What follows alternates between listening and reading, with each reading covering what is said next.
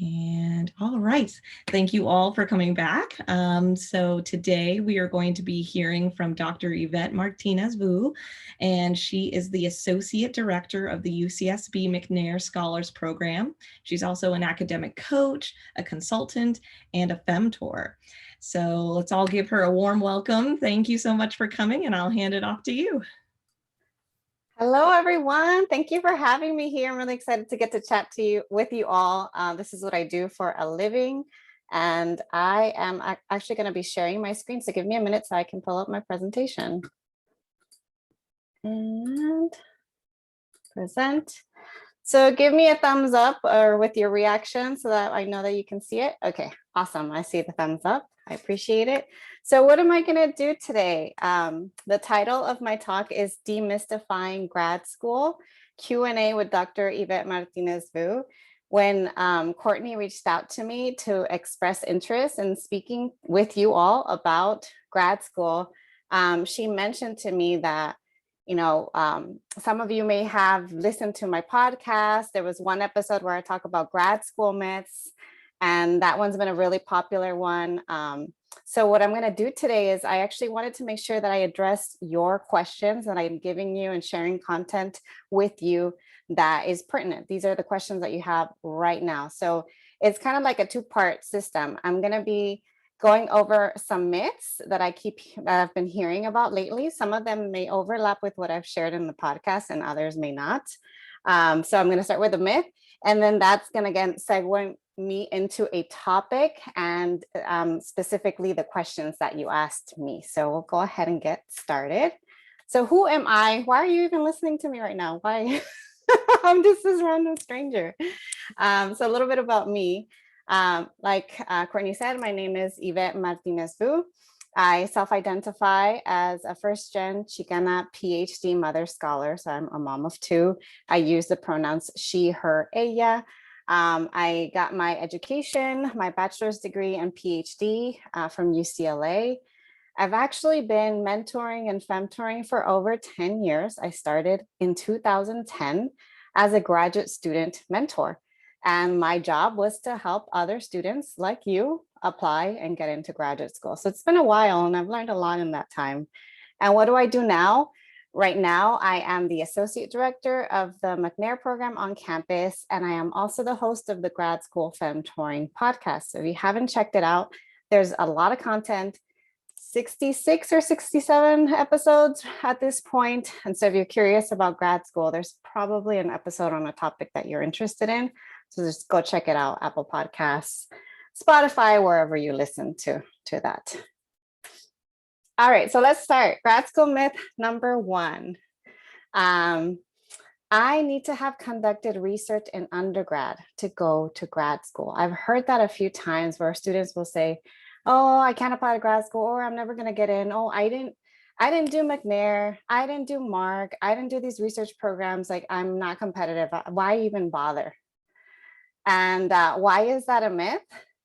It's a myth because that's not necessarily true. In fact, there are a lot of graduate school programs, master's programs, post-baccalaureate programs where the intention is to help you fill that gap. So you don't necessarily have to come in with research experience to apply. So that segues me into the conversation about preparing for grad school. This is one of your questions. What can I do during my undergrad and post-undergrad years that would make my grad school application stronger? I'm not 100% sure what years you are in undergrad, but I know all of you are currently students at UCSB. Is that correct? Yes? Okay. What can you do? There are a number of things that you can do, and it depends on, one, your long-term career goals. So what career are you interested in? Are you interested in a career in academia, becoming a professor or researcher? Are you interested in a career outside, like government, in the public sector, in a nonprofit, in industry? There's so many things. And depending on those long-term career choices, you may need to pursue graduate school. So if it's a master's degree and it's an applied master's because you know you're gonna want to pursue a professional degree, like an MBA or a JD or go to medical school, there are certain things that you can do, like internships, that where you get actual experience in that field, and that experience is going to make you look good for graduate school.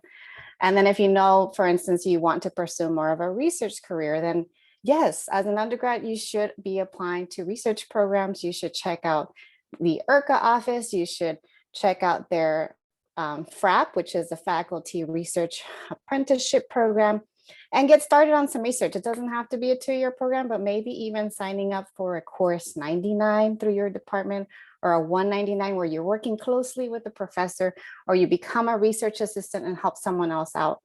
All of that will help you apply to master's and PhD programs. So I guess the short answer for this question is gain experience.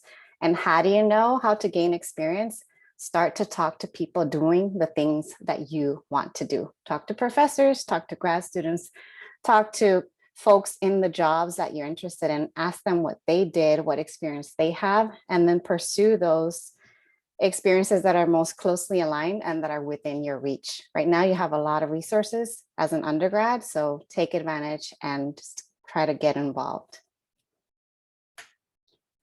All right, and then if you have questions, feel free to ask away. You can ask them in the chat and we'll keep an eye out on that. Courtney's gonna help me with that. If you are a little shy, you can also ask questions privately by sending them directly to Courtney. She can read it anonymously aloud. So if I'm saying something and it sparks a question, go ahead and ask and I will answer it as we go along.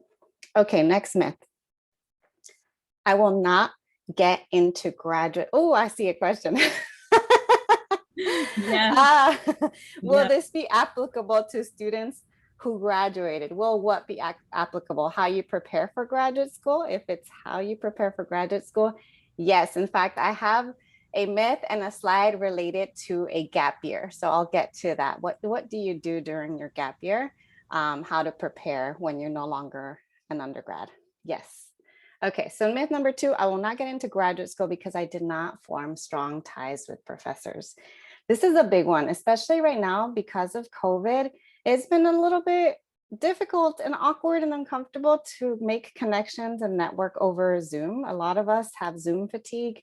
A lot of us don't feel encouraged or even comfortable being ourselves on a screen. And so because of that, a lot of my own students or even folks that I work with or that listen to my podcast will share like, well, I'm not going to get into grad school because none of my professors know me. I didn't go to office hours. I didn't turn on my camera. What do I do now? I need letters of rec. Well, this does happen and you can, it's not ideal, but you can get into graduate school, even if you didn't form strong ties with professors. Professors are here to advocate for you. And if you make a strong case for yourself, you can get a letter of recommendation from someone. For instance, in my case, when I was an undergrad, I was I still am introverted, but I was very shy and I didn't feel comfortable speaking up in class. So I didn't form the strong ties either. And what I did and what continues to be true today is if you do well in a class, let's say you get an A minus, B plus, you can reach out to those professors, make a case for yourself, say, thank you so much. This is what I learned from your class. I'm applying to graduate school. I was wondering if there might be an opportunity for you to support me by writing me a strong letter of recommendation. I'm happy to provide you with all the materials that you need. I can meet with you to share more about my background and my goals. So if you make a case for yourself, if you meet with them, if you provide them with your materials, they'll have everything they need to write a strong letter. And I don't see why they would say no. So yes, you can get into graduate school without necessarily having the strongest relationships with professors. Okay, so this is a tie-in to talking about professional relationships. Professional relationships are very important. Networking, community building is very important. And for some of us, it's harder than others. It really is a challenge to reach out, to ask for help, especially if you're first gen, it's something that we struggle with. But I got this question from a student.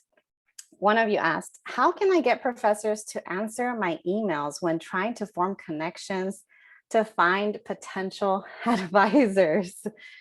Ooh, that's a tough one because everybody communicates differently and has different preferences. So some professors, believe it or not, they might be terrible with emails, but they're really amazing in person, or they just prefer chat, or they prefer texting, or they prefer you showing up at their office in person. This is pre-pandemic. And so how do you get them to respond? There are a couple of different strategies.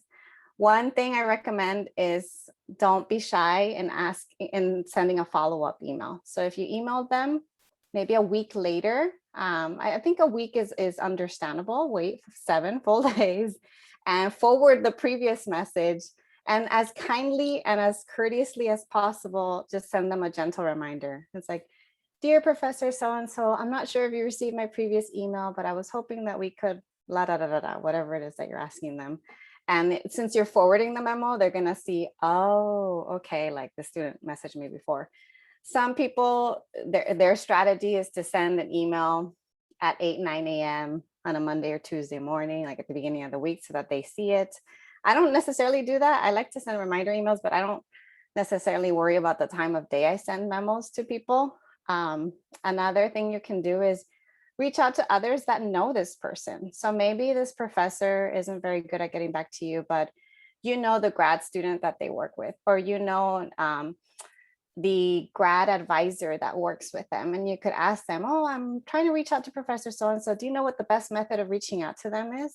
And they will let you know, or they might be the ones to send a message to that person to then remind them to get back to you. So try to be strategic and try to be as courteous and mindful of like their time as possible, because a lot of times they don't get back to you because they are overextended and very busy. So just don't give up.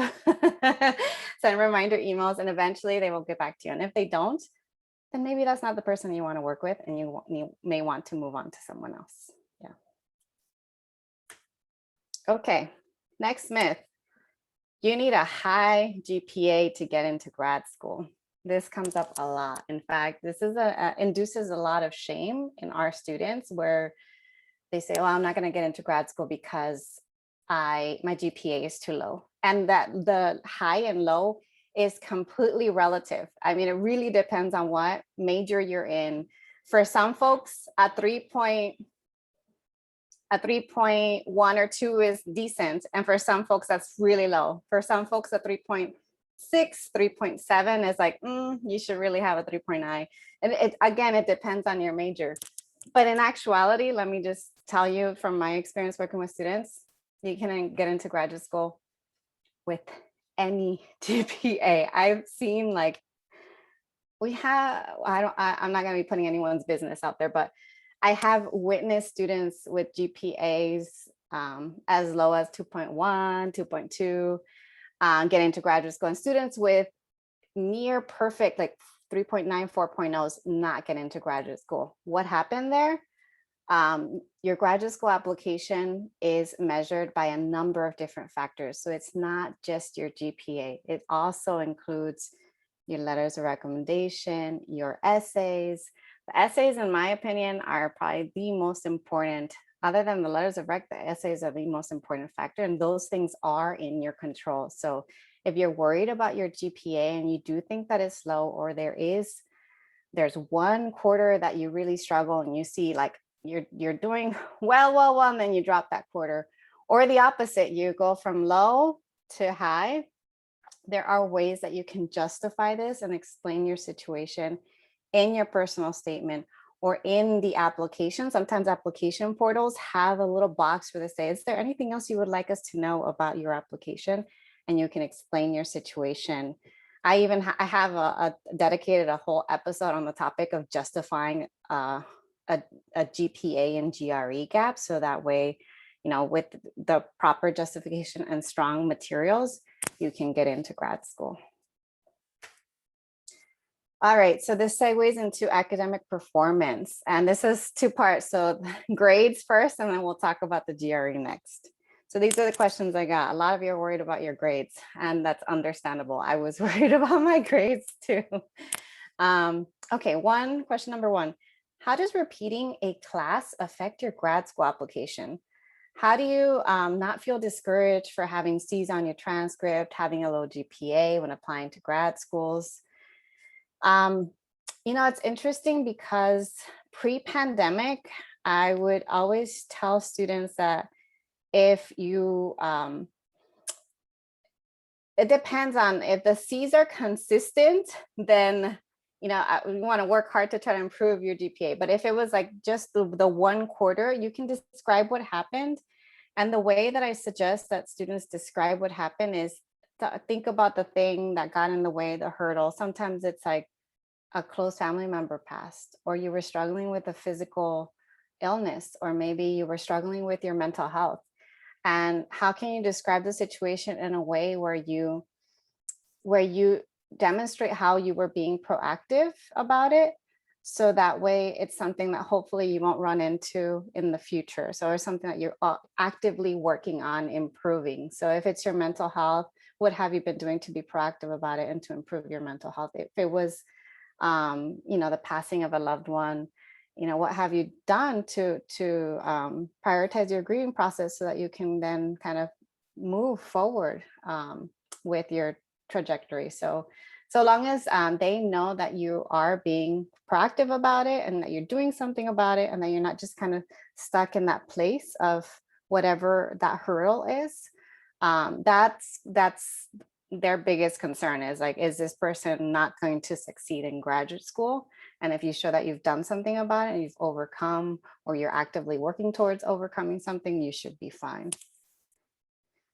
In terms of and then how do you not feel discouraged?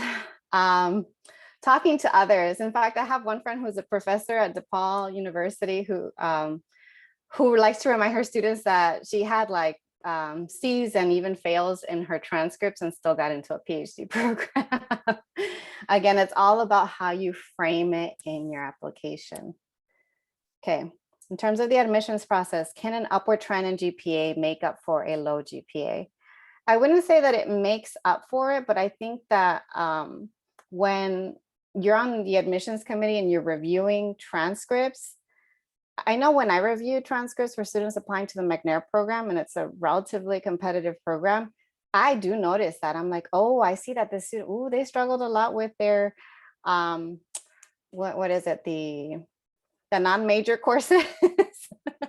I'm like, oh, they really struggle. Oh, this student struggled with chem, or this student struggled with whatever it is. Like, I'm like, oh, the OChem series, I know y'all are gonna struggle. But then if there's an upward trend, that shows promise, that shows potential. So yes, an upward trend is going to help you, not hurt you. But if you're still concerned, maybe you have an upward trend, but your GPA is still not as high as you would like it to be, maybe you still think your GPA is low, then you can mention the upward trend and justify and say what you've been doing to continue to improve your GPA. And remember, in grad school is less about your grades and more about your learning and the research and the projects that you're working on, the relationships you're building, the skills you're learning. And so if you focus on that too, that will help. Should you mention mental health issues in your grad school application if it was a significant struggle and was a reason for poor academic performance? This is a very personal decision, because remember, whatever you mention in your application is something that the individuals reviewing your application are going to know and be aware of about you. And so if it's your future advisor for graduate school and someone that you might work with for, if it's a PhD program, 4, 5, 6 years, possibly longer if it's a master's program, 1 or 2 years, do you want that person to know this about you? I usually like to, I prefer transparency and honesty and advocating for yourself. And how can you advocate for yourself and your mental health? And how can you get accommodations and all of that if you're not open and honest about it? It's just up to you how much about that you want to share. But I don't think it's necessarily a bad thing to mention if you're struggling with your mental health. I know I struggled with, anxiety and depression throughout graduate school, and I was open and honest about it. And I did pursue kind of resources and therapy, and that all helped me to thrive. And so I would just say it's personal decision. It's completely up to you.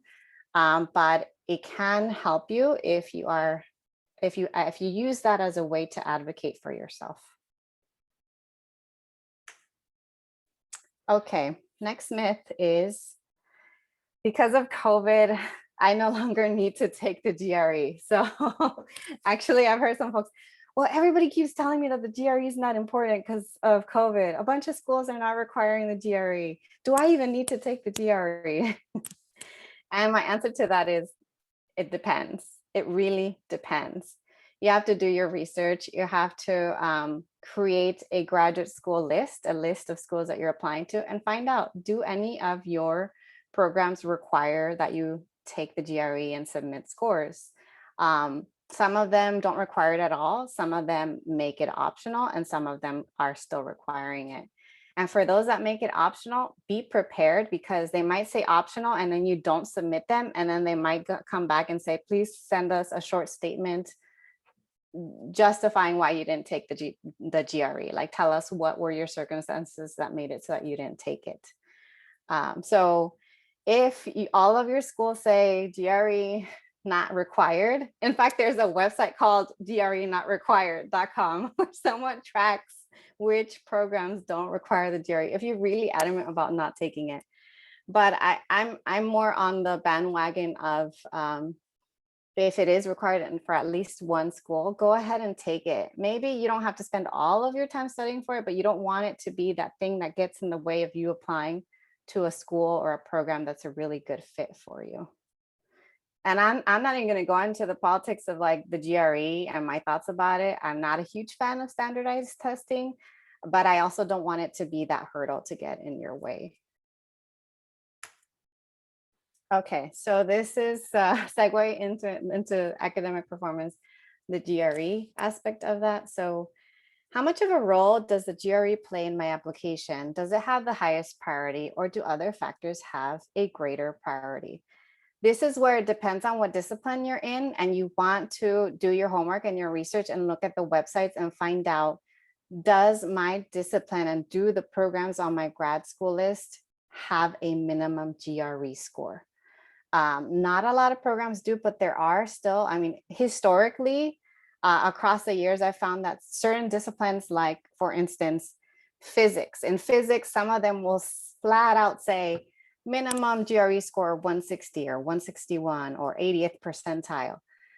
Or economics, sometimes they have minimum GRE score, or they might say the average score of our admits is a 155 or 150 or whatever it is. So if they don't have a minimum GRE score, then I wouldn't worry too much about getting the highest score. I would worry about taking it if it's required. So take it, do your best, submit your scores if it's required. Does it have the highest priority? It's becoming less of a priority. Over the years, I found more and more programs are making it optional, or if it's required, they're not looking at it as closely as in years past. In years past, it would actually be the reason that you might get a certain fellowship based on your high GRE score. Another time when you might want to take it seriously, and this has worked as a strategy for our scholars, is if you have a low GPA. So if you have a low GPA, if you know for a fact in your discipline, your GPA is not competitive, maybe you might want to make up for that by having a strong GRE score. And this happened to one of our scholars. His GPA was pretty low for his field. And we were concerned about it. We're like, oof, like we're worried, but he did very well on the GRE, scored above the 80th percentile. And for his schools, it was, it was optional. It was not required. And for some, it was required. And we said, go ahead and send it to all the schools. Just send it to all the schools, because it can only help you, not hurt you, since it's a strong score. And he did get into graduate schools. So just saying, it can help you, not hurt you. If you're worried about your GPA, it can help to balance that. Okay, I've heard that there's a lot of programs that aren't looking at GRE scores due to COVID. Are there other pros to taking the GRE? There might still be programs that are including the GRE as something that they're considering for scholarship opportunities. That has happened in the past. I haven't heard specifically of that happening across the board, so I can't say, yes, it's going to help you get more fellowships. But like I said earlier, it can only help you, and it's not necessarily going to hurt you if you're in a discipline that doesn't have like a minimum GRE score. If they do say the minimum GRE score to be considered is X, you want to focus on studying hard and trying to get to that. Don't use that as, oh, I'm never going to get in, I'm just not going to apply because they asked for a 116, I've got a 155, I'm just not going to apply. Because you never know when you might get into a program, and that has happened where students get in, they didn't get the minimum score and they still got in because they were competitive in other ways. Okay, some of the schools that I am applying to don't need the GRE, but others do.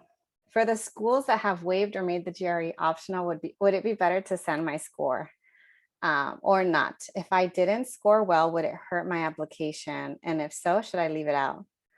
Okay, I'll just tell you, I'll be completely honest and upfront about what I tell my students to do. I tell my students, if your score is not high or competitive and it's optional, don't send it. If it's optional and you did well, send it. Again, use it as a thing that will help you, not hurt you. So if you think it's going to hurt you, don't send it. If you think it's going to help you, send it. If it's required and you took it and you didn't get the greatest score, it's required. So send it. Don't let it get in the way of you having an incomplete application, because you never know. You can still get into graduate school with a low GRE score, just like you can still get into grad school with a low GPA. Okay, myth number 5. Applying to grad school is just like applying to college.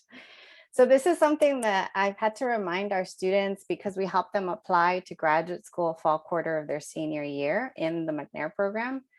And we remind them that it's a completely different process, in the sense that when you apply to college, maybe you apply, to multiple schools at once, or maybe you just applied based on the fact that you were a quote unquote good student, you had a good GPA, you had leadership experience and were very involved and did a million things in high school, and all of those things helped you get into a bunch of programs.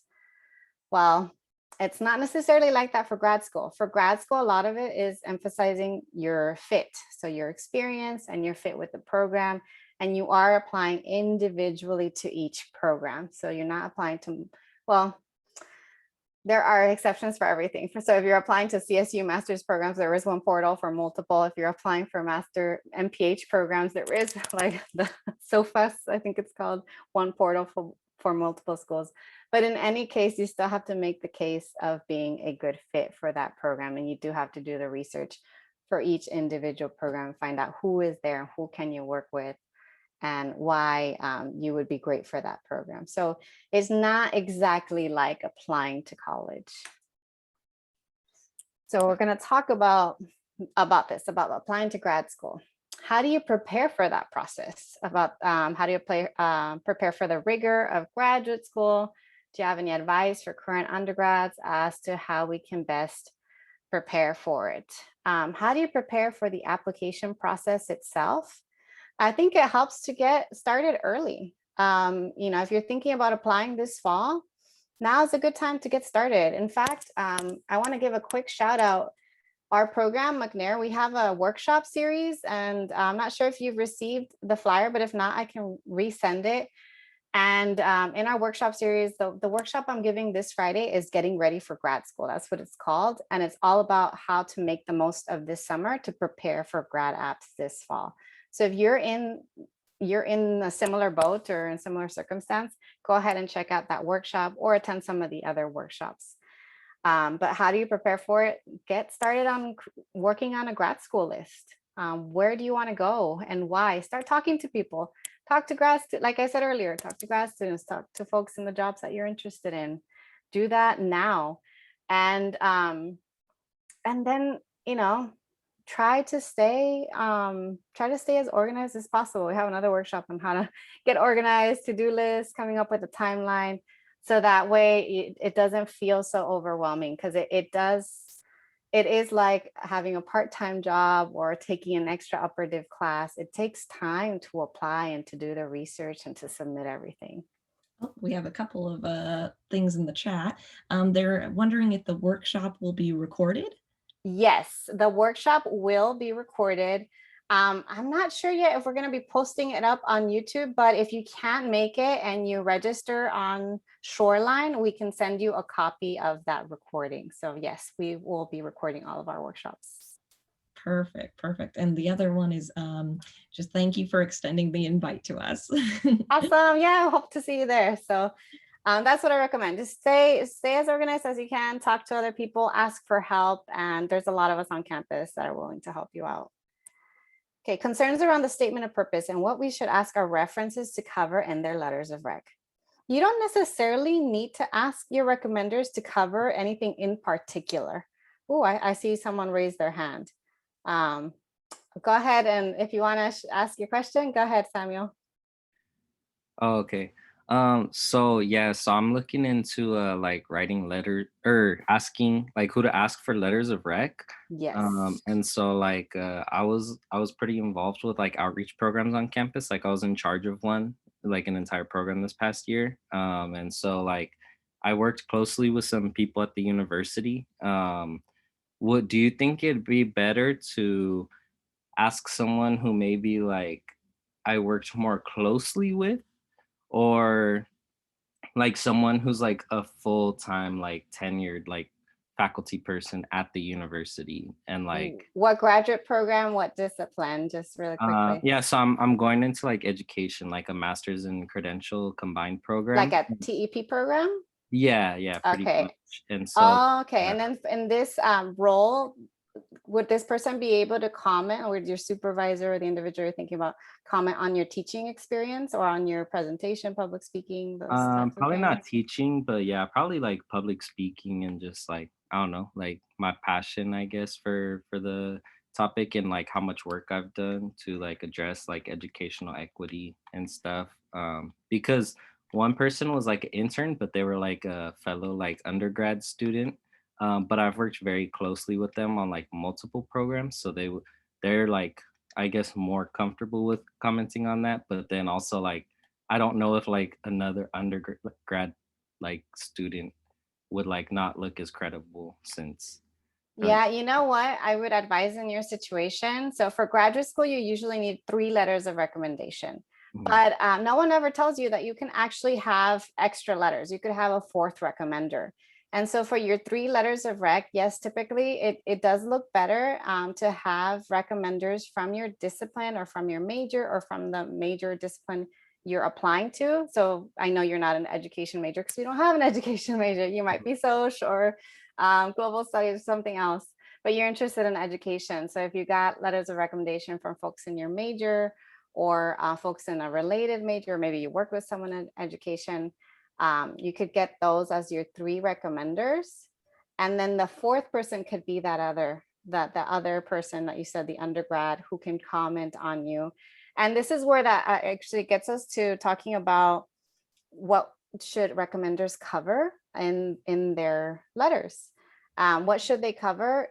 This is where you don't have to tell them, I would like for you to speak on this and this and this, but you could have one person who can cover and comment on how you are as a student because you took their class. Someone else can cover how you were as a researcher because maybe you worked with them on research. Someone else might comment how you are as a with your public speaking as an employee, if you worked in a setting where you were, giving workshops or talking to others.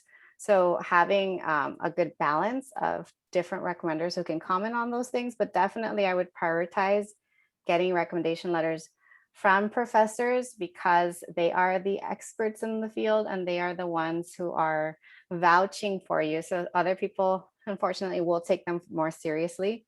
One thing I've had students do when they're like, oh, I don't know, like, I don't think I'm going to be able to get 3 professors to write for me. As I say, okay, if there was an undergrad or if there was a graduate student TA that you know can comment on you in a strong way, maybe they can get a professor to co-sign on that letter. So if you're worried about it and you think I'm not going to get 4, that peer is the one that can be my third recommender. Maybe see if there's someone else in a supervisory role who can co-sign with them. Okay, thank you. You're welcome. So I think I covered the second and third question with your question, Samuel. So thank you. The next one is, how do you know if the grad school you are applying to is a good fit? Oh, this is a really good question. This is a very important question. And there's a number of different ways. And I'll get to that. I see another question. So I'm going to answer this one and then I'll get to the chat. So number of different ways. For those of you that are getting involved or getting started on research, think about the scholars and the individuals that you keep running into, like which names keep coming up, and then see where did they get their PhD or their education? Where are they now? Where are their students? Or talk to your professors, talk to graduate students and ask them, you know, where did they go or where did their professors go? Or sometimes some students will start with the top programs in their field. So they'll start with the top 10 or 20 programs in their discipline. So it's the top 20 in physics and theater and social and history. And then from there, they go to the faculty list on the department page.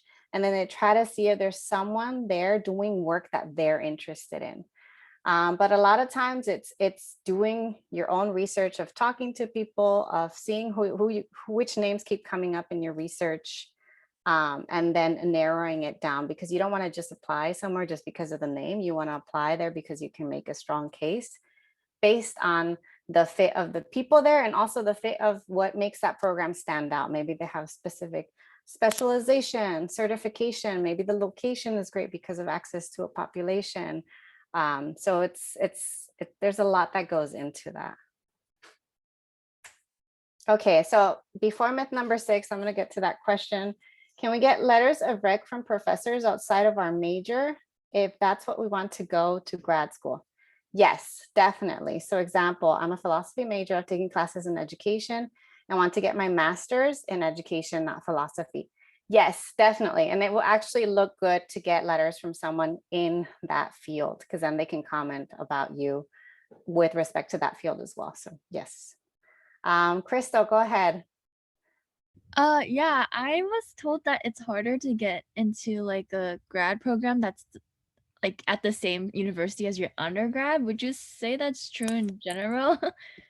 I would say it's true, but I will also say it's changing. So yes, I was told not to do that. I did my PhD at the same place I did my undergrad. And people were like, you're not going to get in, because there's this saying that people say either you leave now or you leave later. Like with academia, they want like new, fresh blood. They want individuals who have different networks, different access to information, resources. So a lot of times they don't want to keep their own. They want to recruit from outside. But why do I say that's changing? I say that's changing because I've had actual conversations with individuals here at UCSB in graduate division who are trying to develop pipeline programs to keep our students here, to keep them to go in. There are more developments of programs where you might have seen some of them where you stay a 5th year and then you get your master's degree, or pipeline programs to keep you for the PhD. So I think that used to be more taboo, like, oh, you're staying in the same place. But now those conversations are being more encouraged. I think a lot of people are finding that folks in the UC want to stay in the UC system. And so they're trying to make that more accessible to folks. So for now, it might still be hard, but it doesn't mean you should be discouraged and you shouldn't apply. We always have students who apply here and still get into UCSB, even though it does feel like you have to make a stronger case for yourself. Yeah. Okay, myth number 6, I need to get an MA, MS before pursuing a PhD. Not necessarily true. It may be helpful. Maybe you need it to feel like you're ready, but you can go straight into a PhD program if, again, if you got some of that preparation in undergrad. So now that leads me to talking about master's programs. So master's versus PhD. And these are your questions. Doing an MA full-time versus part-time. This is a very personal decision. Some folks choose to do the MA part-time because they're working full-time and they can't afford to stop working to do the MA. But then some MA programs only provide funding for you if you're a full-time student.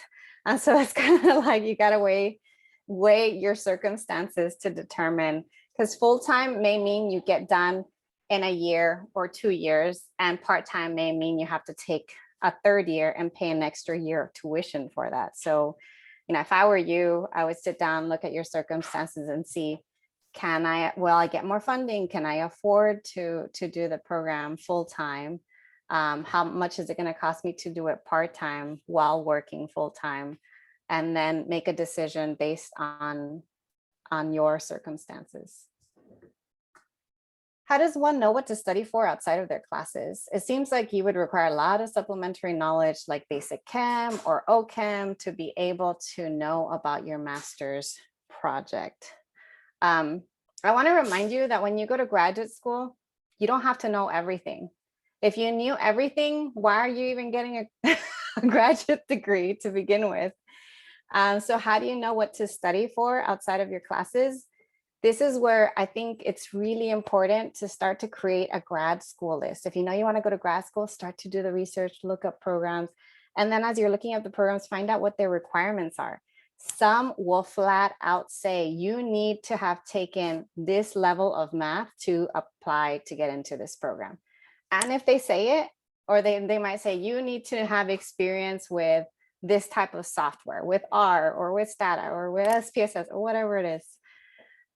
If that's the case, then you're like, okay, I need to learn that. And that's how you know what you need to learn outside of your classes. If they don't say that, then you don't have to know it all. Just assume that they will provide that in graduate school. And if they don't, and you get in, you can find ways to supplement your education and to fill those gaps while you're in grad school. And a lot of times, once you are a student in grad school, you can get funding for that. You can apply for a grant of some sort to get funded to take that extra class or to get that software or whatever it is that you need to learn.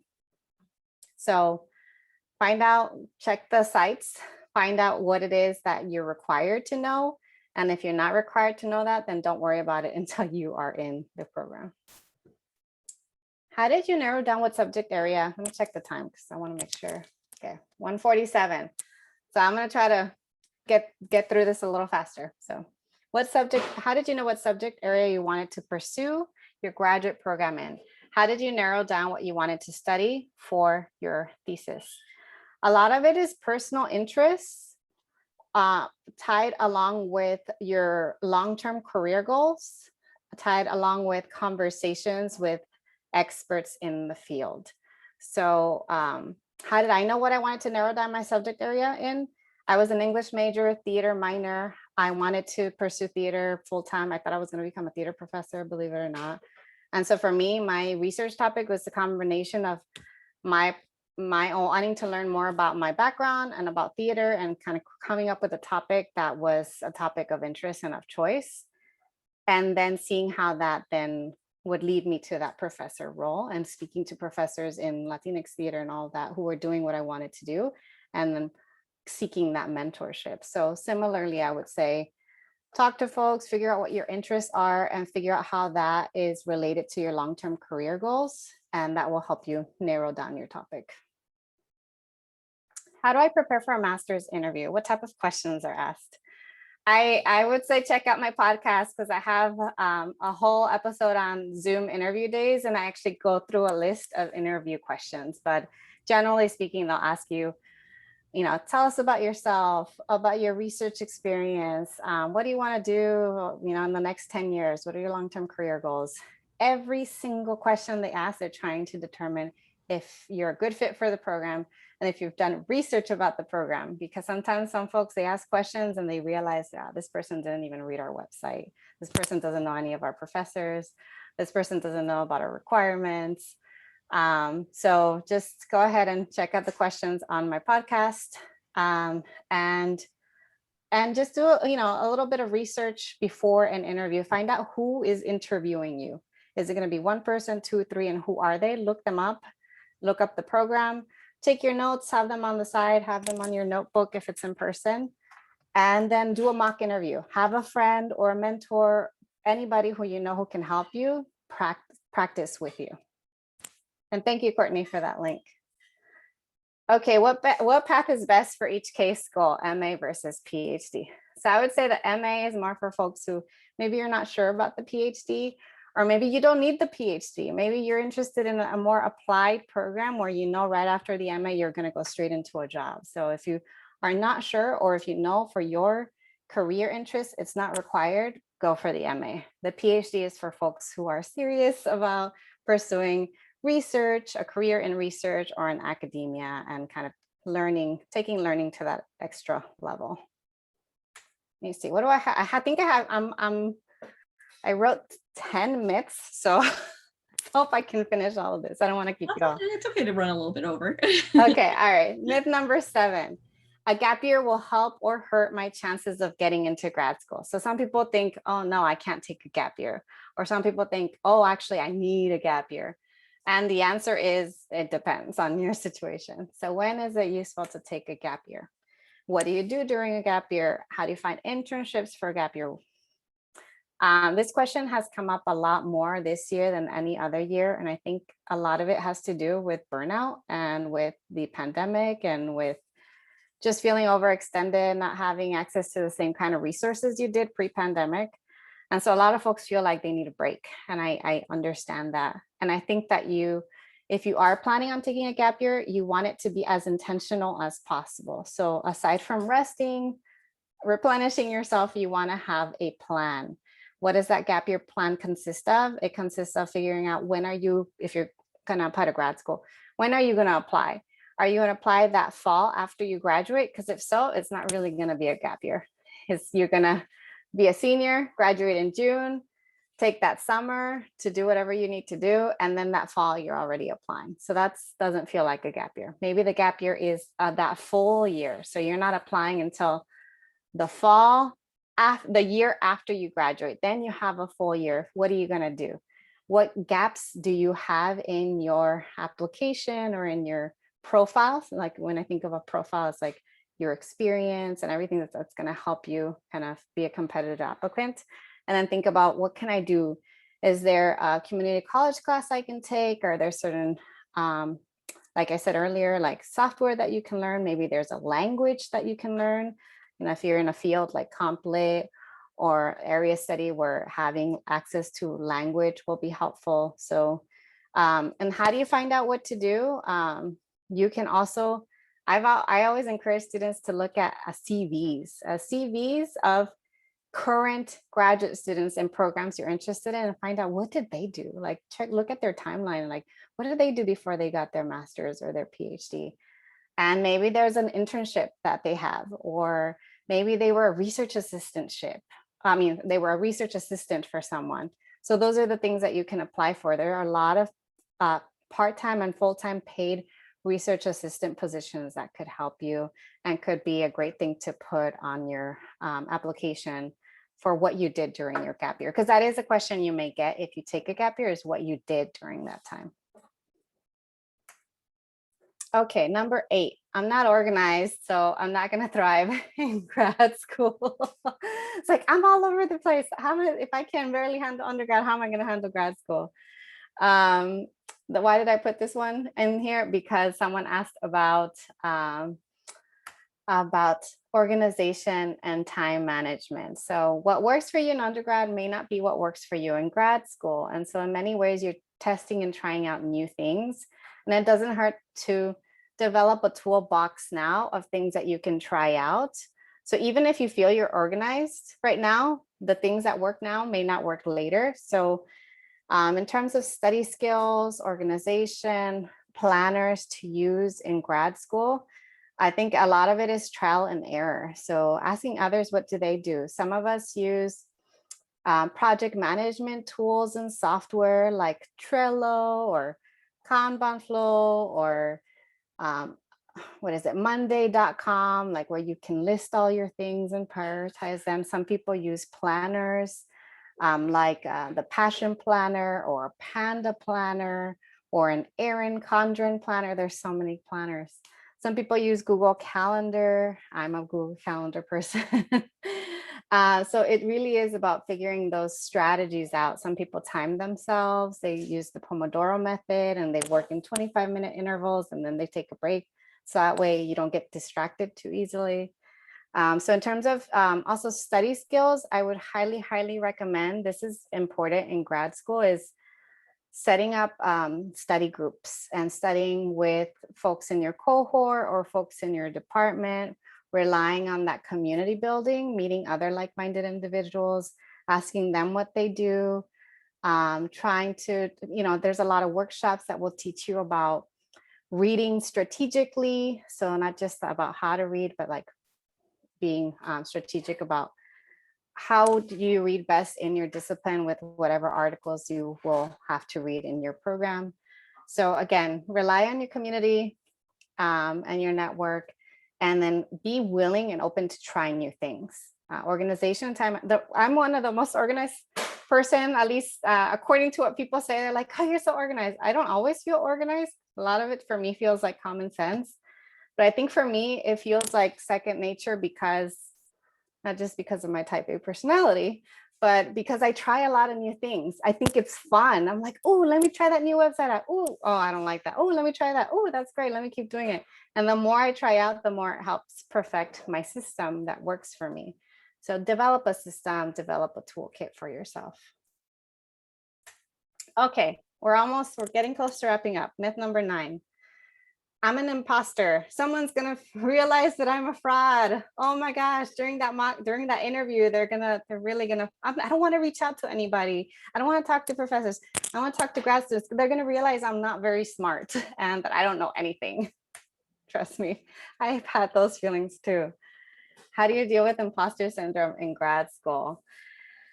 I can't emphasize enough the importance of developing a community and a support system and leaning on that support system. Sometimes it can be hard to believe in yourself, but it helps to have others believe in you first. And then the more that you remind yourself of how far you've come, so don't just think about how far you have to go. Oh, I still have my mess. Oh, it's never going to end. I'm never going to reach that point. Think about how far you've come to get to this place, whatever year you are, freshman, sophomore, junior, senior, recent graduate. And then think about just how far you're gonna come based on all the progress that you've made now. And sometimes even mentoring others can help you with combating that imposter syndrome, because then you realize, actually, I do know my stuff. Oh, I'm really good at mentoring high schoolers. So whatever it is that you can do, whether it's helping others, being in service of others, having a support network, a support system, support group, all of that will help you. And also learning a little more about what imposter syndrome is, because the more you learn about it, the more you're going to realize there's a lot of people out there acting like they know their stuff, but they don't. We all get a little nervous sometimes. Okay, myth number 10. This is our last myth. I don't need self-care. I can just take care of myself later when I'm done with undergrad. Oh, I'll just worry about it later. I'm young. Like, I'll deal with it after grad school. I was like that because I went to grad school immediately out of undergrad. I started my PhD program. I was probably like 21 when I started. And I thought I can work 24/7, no problem. And I developed a chronic illness in grad school, and it's not fun. I still deal with it every day, and it's a product of not taking care of myself in grad school. So learn from me and learn to take care of yourself. These are the questions that I got related to this. How do you navigate work-life balance? And what are some things you wish you had known each year in grad school? So for work-life balance, a lot of us don't use the word balance. We will use a different word. We'll use harmonize, or we just say like, just kind of take it, kind of riding the wave. Like with work-life balance, it's all about figuring out what your priorities are, figuring out what your boundaries are. So it's a lot of assessing what works, what doesn't work. If you find yourself like always feeling depleted, what can you do to feel less depleted? Does that mean only working until a certain hour, or taking the weekends off, or saying no to too many service requests, What are the things that you can do to prioritize yourself? Because if you don't take care of yourself, then you can't really do good work anyway, because you're just going to deplete yourself. I'm a mom, and as a mom, I'm like, I can't be a good mom unless I take care of myself first. So sometimes I need to rest and put myself first before my kids. That doesn't mean I'm selfish. That means I am taking care of myself. So I would say to navigate it is realize that it's a wave, is not a balance. So there are some moments where you're going to prioritize school or work over other things like family and self-care.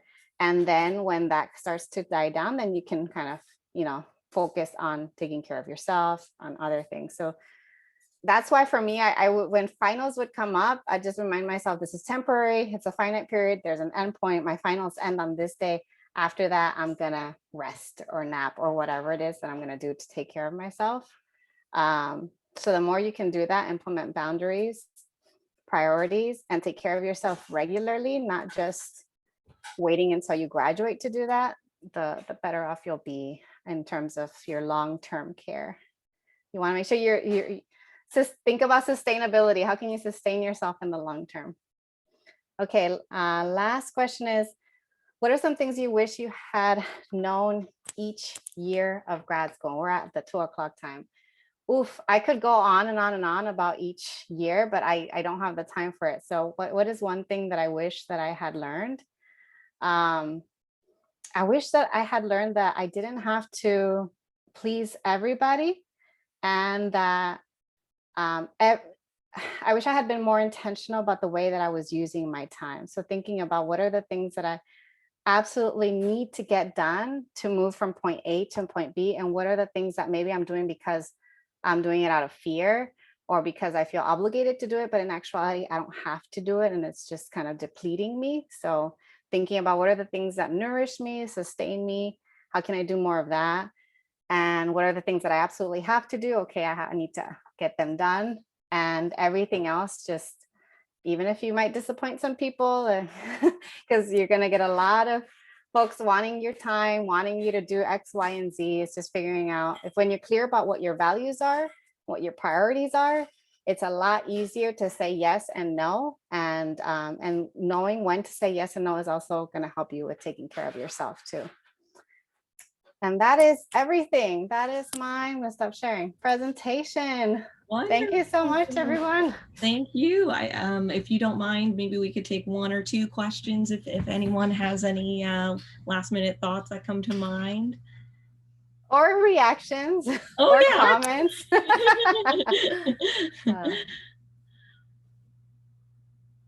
All right, yes. I see, yeah. I think I saw Rosalind.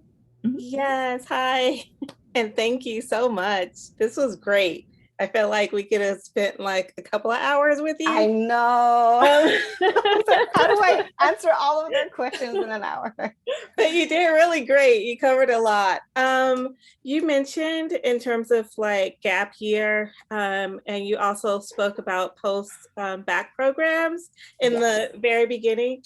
And so for me, I am not only an older student, so I've had plenty of a gap in years. And so my question is, let's see, I did research, honors research, but in religious studies, and I want to go into psychology, clinical psychology, neuropsych, if possible, a track.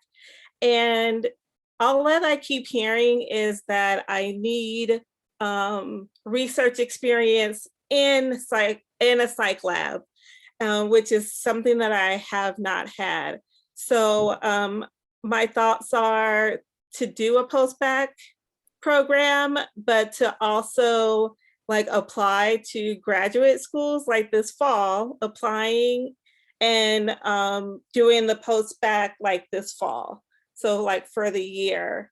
Does that make sense? So like starting a post-bac program in September, applying to a program or two in like November and also like January of next year while I'm finishing that post-bac program, so that if possible, I could get into a program, a PhD program fall 2022. Is that asking too much?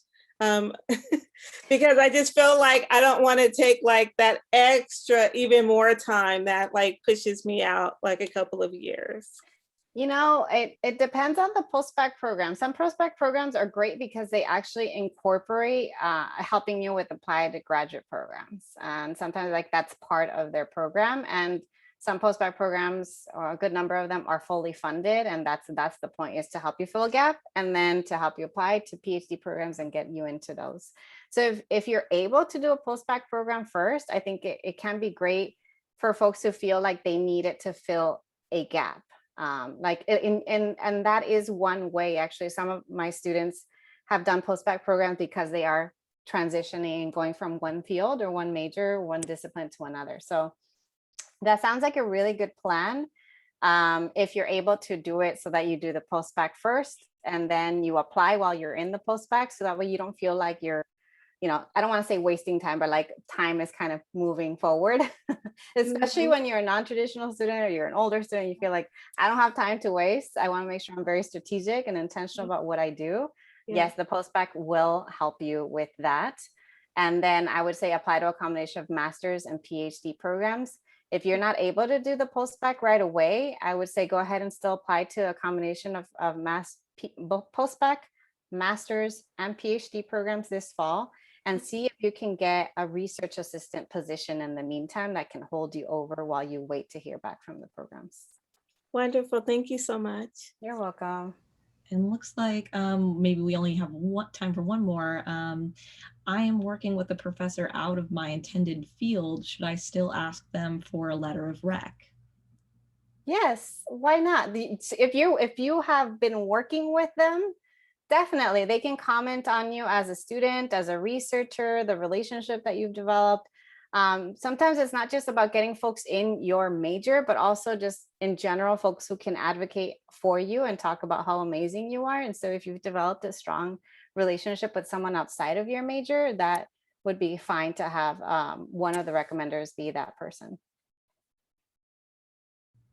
Perfect. Thank you so much, Yvette. We really love this presentation. It was so wonderful. Everybody give a great round of applause.